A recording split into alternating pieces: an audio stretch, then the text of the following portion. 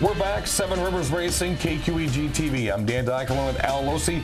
Dale Danielski with Starmaker Multimedia, our guest in the program, as we will give you a glimpse of what it was like back in the region when auto racing was first being developed here in western Wisconsin. You had your tracks like the Devil Bowl, and you had the growth of the Crosse Speedway into one area going into the other area where we have it now, and all the way up to Fountain City and the entire gamut.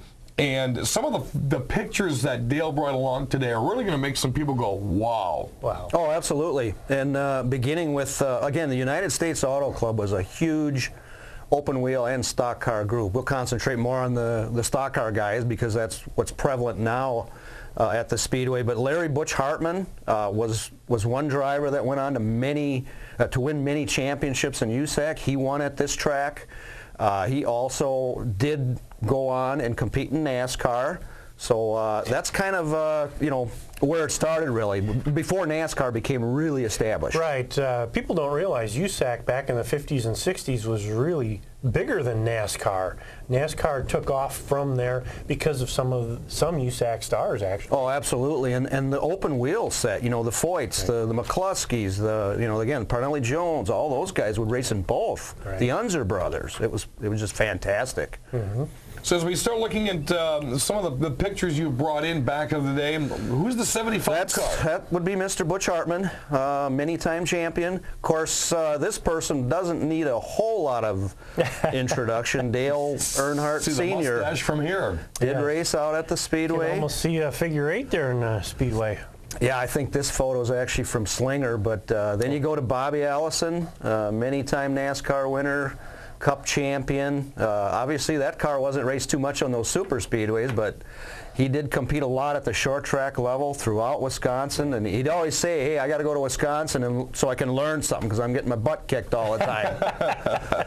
Alan Kowicki, Wisconsin native. Of course, we kind of know a little bit how things went for him. He went on to a lot of success and did win a championship in Cups. So again, Wisconsin homegrown type that did race out here as well. I just had the anniversary of his passing here, I want to say about a month or so ago. Not Alan. Alan Kowicki actually was involved. They were in a plane crash, and it was like the year after he won his championship. So it was really tragic. Right, but the anniversary of that. Oh, I see. Yes. Was just not even a month. Yeah, ago. With the Bristol event actually is when that actually took place. I think he was on the way there, and yep, that's correct. People don't realize how much an influence Alan had off the track as well. He created and came up with a lot of safety items in the garage area, one of them being a pipe that we hook up to the exhaust now in the garage area that'll get the carbon monoxide out of the garage area. Before, we'd have to either fire them up in there and smell the carbon monoxide, or we'd have to end up backing them out. And he came up with a lot of really great innovations.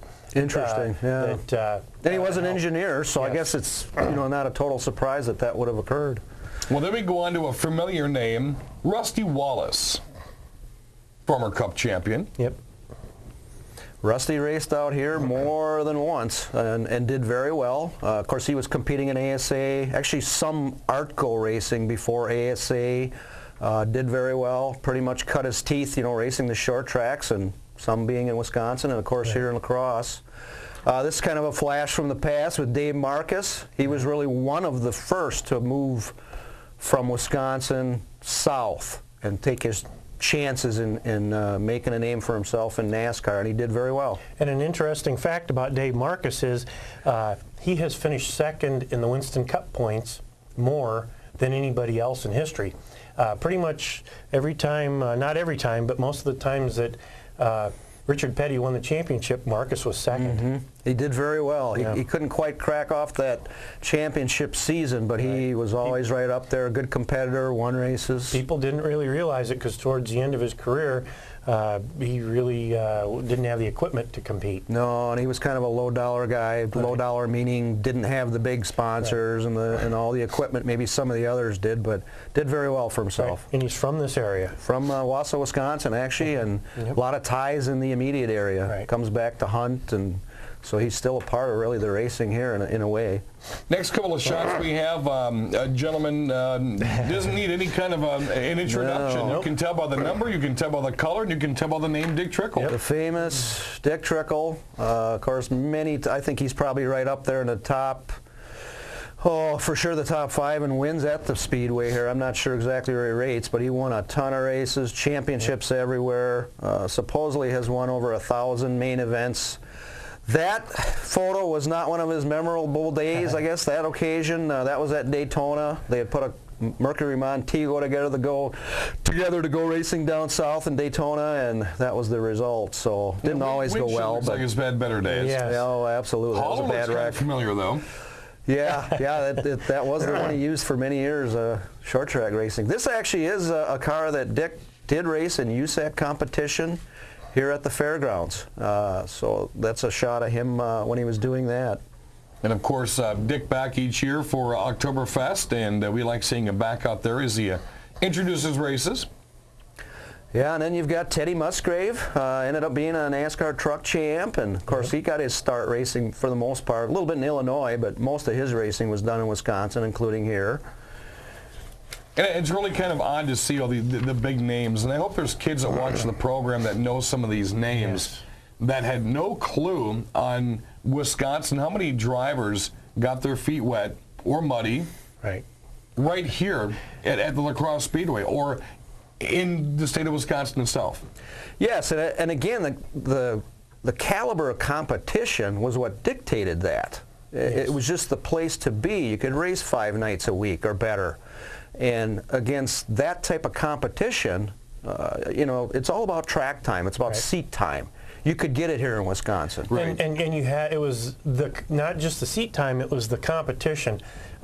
Back in the 90s, now this is after a lot of these guys had been there, but in the 90s I was down south, and as soon as they found out I was from Wisconsin, they would bring up Wisconsin in the La Crosse area, and it just had a reputation of hard racing, and like you had said earlier in the opening, you end up learning an awful lot just by coming up here and running that they could take down south with them and run there. When we come back, we're going to give you the names, well, some Sodders. I think the Sodders, you might know them from the Necedah area, and Matt Kenseth. We're going to show you what he looked like way back in the day as we flip the pages of time back to what racing was 30, 40, 50, even 60 years ago here in Wisconsin. I'm Dan Dyker, now Losi, Dale Danielski with Starmaker Multimedia. Our guests in the program will be back one more time with a lot more nostalgia here on Seven Rivers Racing.